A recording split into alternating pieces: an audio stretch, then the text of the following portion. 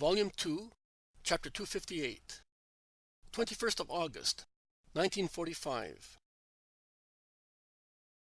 Jesus and his cousin James on their way back from Mount Carmel. Jesus leaves the tableland on Mount Carmel and descends along dewy paths through woods that become livelier with trills and voices in the early sunshine, gilding the eastern side of the mountain. When the sun dissolves the heat haze, the beauty of the whole plain of his dry lawn is displayed with its orchards and vineyards, all gathered round houses.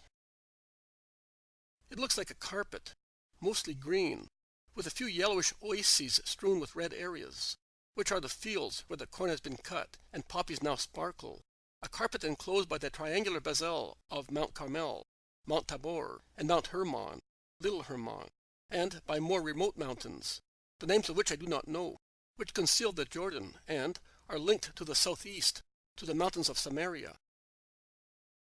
Jesus stops and looks pensively at all that area of Palestine. James looks at him and says, "Are you looking at the beauty of this region?" Yes, also at that.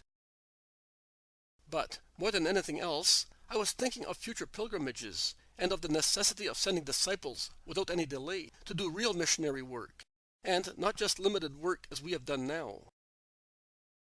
There are many areas where I am not known, and I do not want to leave any place without the knowledge of me.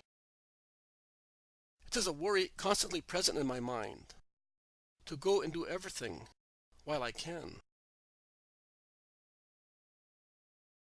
Now and again, something happens that delays you. Rather than delay me, they cause changes to my itinerary, because the trips we make are never useless. But there is still so much to be done.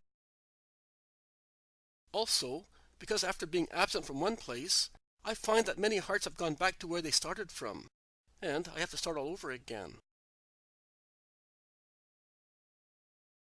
Yes, the apathy of souls, their inconstancy and affection for evil are depressing and disgusting. Depressing, yes, but do not say disgusting. The work of God is never disgusting. We must feel pity, not disgust for poor souls. We must always have the heart of a father, of a good father. A good father is never disgusted at the diseases of his children.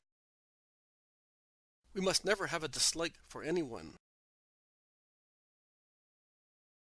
Jesus, may I ask you a few questions? I did not sleep last night, but I pondered very much while watching you sleep. You look so young when you are asleep. My brother. You are smiling, with your head resting on your folded arm, just like the posture of a little boy. I could see you very well in the clear moonlight of last night. And I pondered.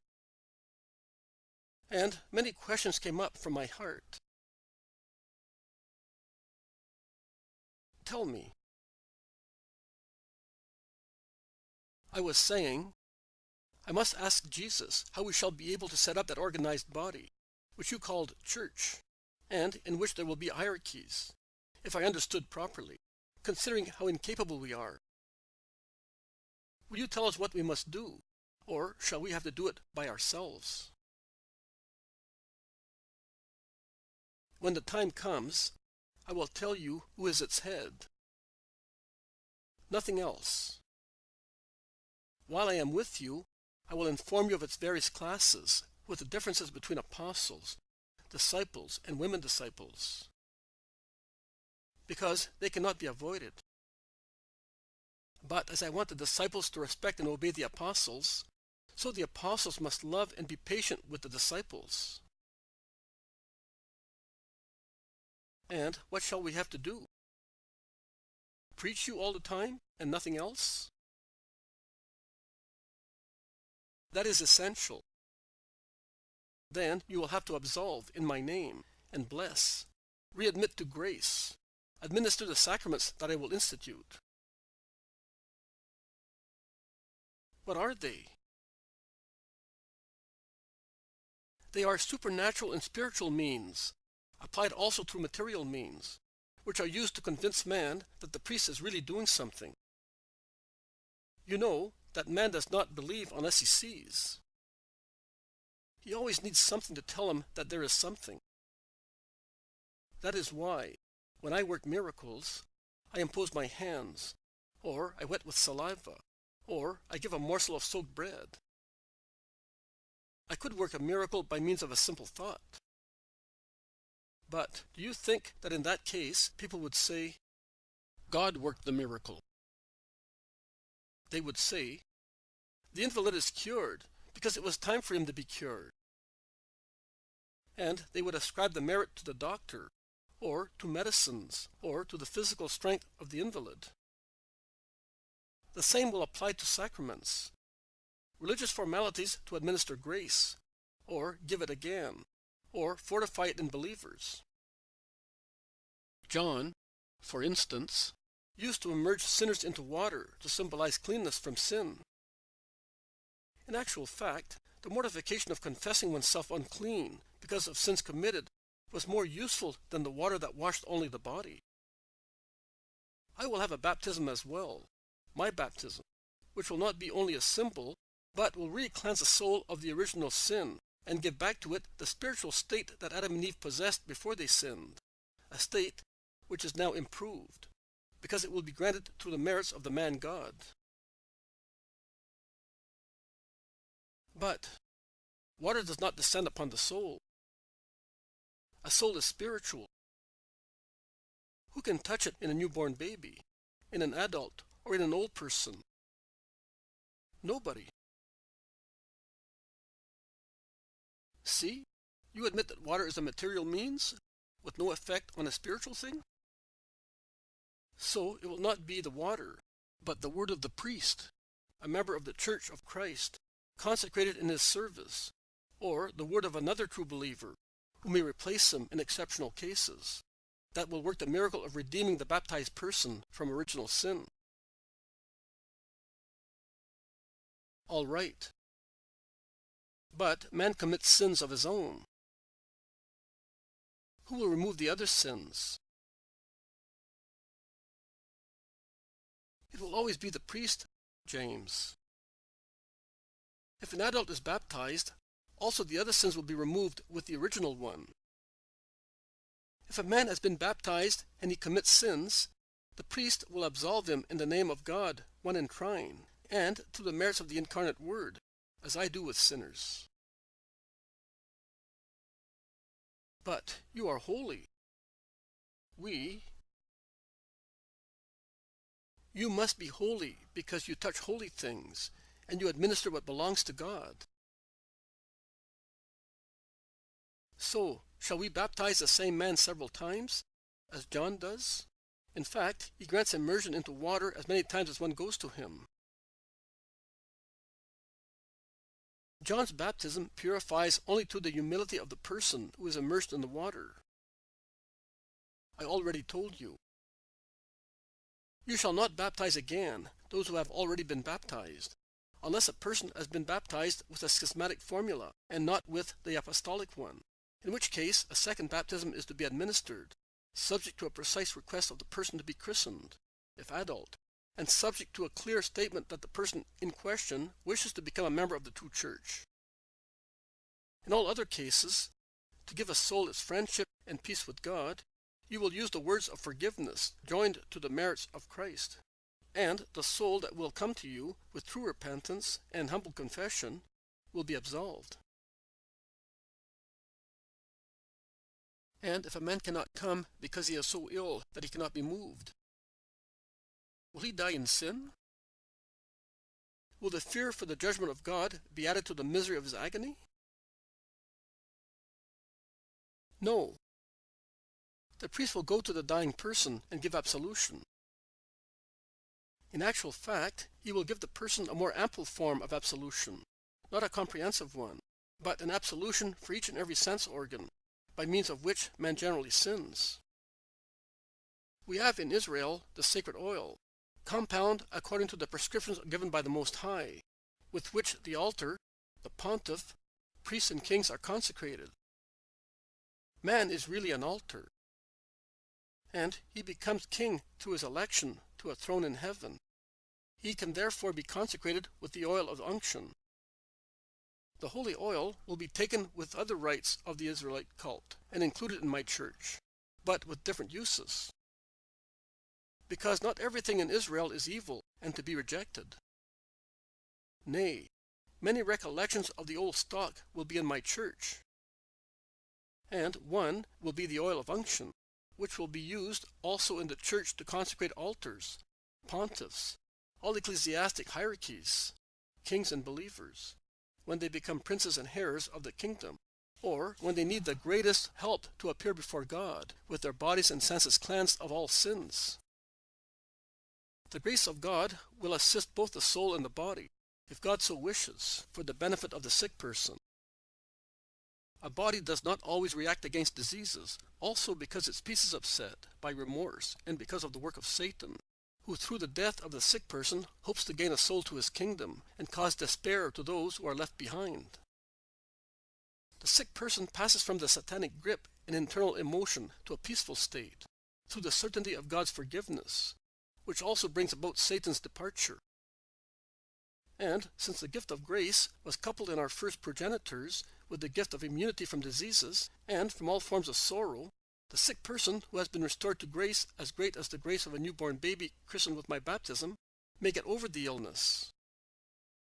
The sick man is assisted also by the prayers of his brethren, who are obliged to have not only physical, but above all spiritual pity on invalids, in order to obtain both physical and spiritual salvation for their brother. Prayer is in fact a form of miracle, James. The prayer of a just man, as you have seen in Elijah, can be very powerful. I understand only a little of what you say, but what I do understand fills me with deep respect for the sacerdotal character of your priests. If I have understood you correctly, we shall have many points in common with you. Preaching, absolution, miracles. 3 sacraments, therefore. No, James. Preaching and miracles are not sacraments.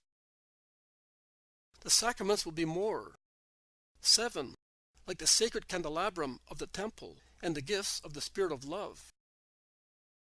And, in fact, the sacraments are gifts and flames, and are granted to man so that he may burn forever before the Lord. There will be a sacrament also for the marriage of man. And it is already symbolized in the holy marriage of Sarah, the daughter of Raguel, after she was freed from the demon. The sacrament will give the married couple all the assistance needed to live together according to the law and the wishes of God. Husband and wife also become the ministers of a rite, the rite of procreation. Husband and wife become also the priests of a small church, their family. They must therefore be consecrated in order to procreate with the blessing of God and to bring up a progeny that will bless the most holy name of God. And by whom will priests be consecrated? By me, before I leave you. You will, afterwards, consecrate your successors and those whom you will aggregate to yourselves to propagate the Christian faith. You will teach us, will you not? I, and he whom I will send to you. Also, his coming will be a sacrament. It will be granted voluntarily by the Most Holy God in his first epiphany, and it will then be given by those who have received the fullness of priesthood. It will be strength and intelligence, confirmation and faith. It will be holy piety and fear. It will be assistance and advice and supernatural wisdom. And it will be possession of a justice that by its nature and power will turn the child who receives it into an adult. But you cannot for the time being understand that. But he will make you understand. The divine Paraclete, the eternal love, when the moment comes for you to receive him. And, likewise, you cannot for the time being understand another sacrament. It is so sublime that it is almost incomprehensible to angels. And yet you, simple man, will understand it by virtue of faith and love. I solemnly tell you that those who will love it and nourish their souls by it will be able to trample on the demon with impunity, because I will then be with them. Try to understand these things, brother. You will have to repeat them many times to your companions and to believers. You will all already know through your divine ministry, but you will be able to say, "He told me one day, coming down from Mount Carmel. He told me everything, because since then I was destined to be the head of the Church of Israel." Here is another question I wanted to ask you. I was thinking about it last night. Shall I have to say to my companions, "I will be the head here"? I don't like it. I will do it if you tell me, but I do not like it. Be not afraid. The Paraclete Spirit will descend upon you all, and will instill holy thoughts into you. You will all have the same thoughts for the glory of God in His church. And will there be no more of those so unpleasant discussions that we have now? Even Judas of Simon will no longer be the cause of disagreement? He will no longer be. Do not worry. But there will still be differences of opinion. That is why I said to you, be careful and watch, without ever tiring, doing your duty to the end. Another question, my Lord. How am I to behave during persecutions? By what you say, it looks as if I am the only one of the 12 to be left. So the others will go away to avoid persecutions. And what about me? You will stay in your place. Because if it is necessary that you are not all exterminated until the church is well consolidated, which justifies the dispersion of many disciples and of almost all the apostles, nothing would justify your desertion and your abandoning the church of Jerusalem. Nay, the greater its danger is, the more you will have to watch over it, as if it were your dearest child about to die. Your example will strengthen the souls of believers, and they will need it to pass the test. The weaker you see them, the more you will have to support them with pity and wisdom. If you are strong, do not be pitiless with weak people. Support them, saying, "I have received everything from God to become so strong."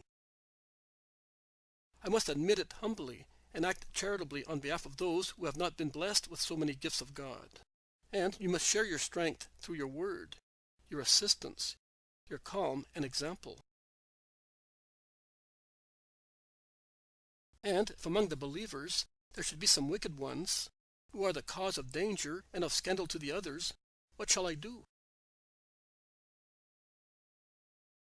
Be wise when you accept them, because it is better to be few and good than many and not good. You know the old apologue of the good apples and the bad ones. Make sure it does not happen also in your church. But should you find people who betray you as well, endeavor in every way to get them to repent, using severe measures as a last resource. But if it is a matter of small individual faults, do not be so severe as to dismay people. Forgive, always. A heart is more easily redeemed by forgiveness joined to tears and loving words than by anathema. If the fault is a grave one, but is the result of a sudden attack by Satan, and is so grave that the culprit feels a need to run away from your presence, go and look for the offender. because he is a lamb led astray, and you are the shepherd. Do not be afraid of degrading yourself by going along muddy paths, searching pools and precipices. Your forehead will be then crowned by the crown of the martyr of love, and it will be the first of the 3 crowns. And if you are betrayed yourself, as the Baptist was, and like many others, because every holy man has his traitor, forgive. Forgive the traitor more than you would forgive anybody else. Forgive as God forgave man, and as he will forgive. Call him son again, who will grieve you, because that is how the Father calls you through my lips. And, truly, there is no man who has not caused deep sorrow to the Father in heaven. There is a long period of silence while they cross pastures strewn with grazing sheep. At last, Jesus asks, "Have you any more questions to ask me?" "No, Jesus." And this morning I understood my tremendous mission more clearly. Because you are less upset than you were yesterday. When your time comes, you will be even more calm, and you will understand even better. I will remember all these things. Everything. Except... What, James? Less what did not let me look at you last night without weeping. What I do not really know whether you told me, and whether I should believe it if really told by you, or whether it was a fright by the demon. How can you be so calm if that should really happen to you? And would you be calm if I said to you, "That shepherd is dragging himself along with great difficulty because of his maimed leg. Try to cure him in the name of God"? No, my Lord. I would be beside myself, thinking that I was tempted to usurp your place. And if I ordered you, I would do it out of obedience, and I would no longer be upset because I would know that you want it, and I would not be afraid of not knowing how to do it. Because if you sent me, you would certainly give me the strength to do what you want. You say so, and you are right. You can thus see that I, by obeying the Father, am always in peace. James lowers his head, weeping. Do you really want to forget? As you wish, my Lord. You have 2 options, to forget or to remember.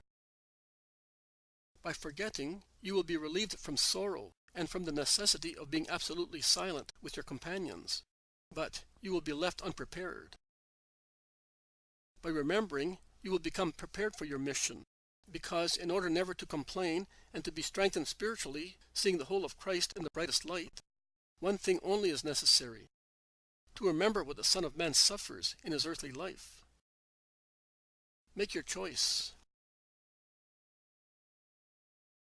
To believe, to remember, to love. That is what I would like. And to die as soon as possible, Lord.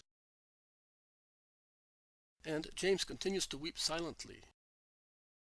If it were not for the tears shining on his brown beard, one would not realize that he is weeping. Jesus lets him weep. Then James asks, "And if in future you should allude again to your martyrdom, shall I say that I know?" No. Be quiet. Joseph was able to be silent on his sorrow of a bridegroom when he thought that his bride was unfaithful to him, and on the mysteries of her virginal conception and of my nature. Imitate him. That was a tremendous secret as well. And it was to be kept, because if it had been disclosed, out of pride or carelessness, the whole redemption would have been endangered. Satan is constant in watching and acting. Remember that. If you spoke now, you would damage too many people and too many things. Be silent. I will, and it will be a double burden. Jesus did not reply. He lets James weep freely, sheltered by his linen hood. They meet a man carrying an unhappy child tied to his back. "Is he your son?" asked Jesus. "Yes, he was born thus, and was the cause of his mother's death. Now, my mother is also dead, and when I go to my work, I take him with me to watch him. I am a woodcutter. I lay him on the grass on my mantle, and while I cut trees down, he plays with flowers, the poor wretch. It is a great misfortune." "Yes, it is. But we must accept peacefully what God wants. Goodbye, man. Peace be with you. Goodbye. Peace to you." The man climbs the mountain. Jesus and James continue to descend. How many misfortunes! "I was hoping that you would cure him," says James with a sigh. Jesus does not appear to hear. "Master, if that man had known that you are the Messiah, perhaps he would have asked you to work a miracle." Jesus does not reply. "Jesus, will you let me go back and tell him? I feel sorry for that boy. My heart is already so grieved. Give me at least the joy of seeing the little fellow cured." "You may go. I will wait for you here." James runs back. He comes up with the man and calls him. "Man, stop. Listen. The man who was with me is the Messiah. Give me your boy, that I may take him to him." "You may come as well, if you wish so, to see whether the Master will cure him." "Go, man. I have all this wood to cut. I am already late because of the child. And if I do not work, I get no food. I am poor, and he costs me so much. I do believe in the Messiah, but it is better if you speak to him on my behalf." James bends to pick up the boy lying on the grass. "Be careful," warns the woodcutter. "He is painful all over." In fact, as soon as James attempts to lift him, the boy weeps mournfully. "Oh, how painful!" exclaims James with a sigh. "A dreadful pain," says the woodcutter, working with a saw on a hard trunk, and he adds, "Could you not cure him?" "I am not the Messiah. I am only a disciple." "Well, doctors learn from other doctors. Disciples learn from their master. Come on, be good. Don't make him suffer. Try. If the Master wanted to come, he would have come. He sent you either because he does not want to cure him, or because he wants you to cure him." James is undecided. He then makes up his mind. He stands up and he prays as he has seen Jesus pray. Finally, he enjoins, "In the name of Jesus Christ, the Messiah of Israel and Son of God, be cured." And immediately afterwards, he kneels down saying, "Oh, my Lord, forgive me. I acted without your permission, but I did it out of pity for this child of Israel. Have mercy, my God, on him and on me, a sinner." And he sheds bitter tears over the boy, outstretched on the grass. His tears fall on the twisted inert legs. Jesus suddenly appears on the path, but no one sees him, because the woodcutter is working. James is weeping, and the boy is looking at him curiously. And then, caressing him, he asks, "Why are you weeping?" And he stretches out his little hand to caress him again. And without realizing it, he sits up by himself. He stands up and embraces James to comfort him. It is James' cry that makes the woodcutter turn round, and he then sees his boy standing straight on his legs, which are no longer inert or twisted. And turning round, he sees Jesus.